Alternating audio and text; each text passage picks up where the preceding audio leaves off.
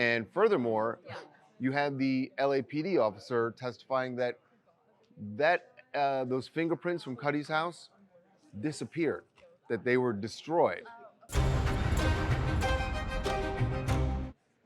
Hey everybody, Charles here, and day 11 of Diddy's trial brought a bombshell in terms of a mistrial, or at least the defense made a motion for a mistrial, one that was shot down, but not before some very tense moments in court. So we're going to get to the mistrial because what it's really about is the destruction of evidence, and the defense says that the prosecution played a little dirty by trying to make the jury think that Diddy paid off cops or someone in law enforcement. I'm going to get to all that in a moment, but let's start with kind of, I don't want to say comic relief, because certainly he was testifying about very serious things, but Cassie's friend, Deontay Nash, who was also her celebrity stylist, he also did styling for Diddy, provided a little lighthearted moments just in the way he described a few things. You know, there was a photo that was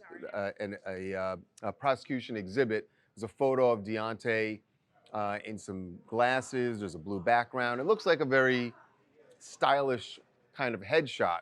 And they asked him, is this an accurate depiction of what you looked like back in the time period we were talking about? And he said, not even close. The prosecutor said, it's a glamour photo? He says, yes, I look amazing. So that drew some laughter in the courtroom.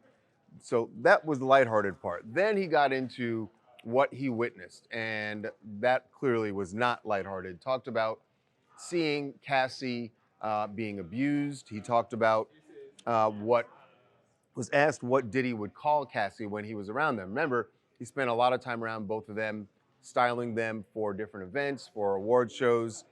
And he was asked what names Diddy used for Cassie. He said, bitch, hoe, Cece, baby girl, and slut. The prosecutor said, how would Cassie react to these names? And Deontay said she would be very sad. He talked about a moment when there was an award show. This was in 2014, and he had styled her for this. He thought, in his words, said she thought she looked amazing. And then he said Diddy came in and clearly disagreed. Diddy grabbed him, grabbed Deontay, he said, lifted him up, and basically demanded that he change her look altogether, which he then did. So testifying to threats being issued here, like, you didn't get this right, physically shakes him up and says, do a better job. So he testifies about that. Now, in fact, yes, it was actually the Oscars, I should say. There was an Oscars after party. And he said that Diddy picked him up and threatened him, and then he changed Cassie's hair, and I guess everything was okay at that point. So that was Deontay Nash. And by the way, at the end of the day, he was being cross-examined by Diddy's defense. He's going to be back on the stand to start the day tomorrow, and we'll see how that goes. Now, the big bombshell, as I said at the top here, was about this motion for a mistrial. Diddy's defense took issue with the testimony of two people, LAPD officer Christopher Ignacio and LA Fire Department officer Lance Jimenez. They were both testifying about evidence having to do with Kid Cudi. Here we are again, 2 days of testimony after Kid Cudi, and all of this still keeps coming up. What they were testifying about were their investigations into the break-in at Cudi's house, and then also the arson, the car bombing of Cudi's Porsche. And the LAPD officer said that the only evidence they collected from Kid Cudi's house, sorry about that, get a little tongue-tied. So the only evidence they collected from Kid Cudi's house were two things. The officer says when he pulled up to the house, he saw a black Escalade pulling away from the house, and he noticed the license plate. He didn't stop the car because at that time he didn't know there was a crime that had been committed, but he took note of the license plate. Later, he ran that license plate and said it did come back to Bad Boy Records. That's one thing. The other thing, and what's interesting about this, is that evidence was not collected by police. It was collected by Cuddy. He said that there were fingerprints taken from the door, from a door handle at Cuddy's place. But that evidence, those fingerprints were collected by Cuddy and then turned over to police. But he testified about those fingerprints. Then you have the fire department officer testifying about a fingerprint that they got from the Porsche. And he never connects the dots, but it certainly was made to seem to the jury like the fingerprints collected at the car might match the fingerprints collected at Cuddy's house. The reality is they didn't. They were not a match. And furthermore, you had the LAPD officer testifying that those fingerprints from Cuddy's house disappeared, that they were destroyed. Now, why they were destroyed, the LA Fire Department officer said, I don't know why it would have been destroyed. That's the kind of thing that I would have to approve before it was done. And once that testimony came out, well, you had the defense standing up and saying, this is prosecutorial misconduct. We want a mistrial declared.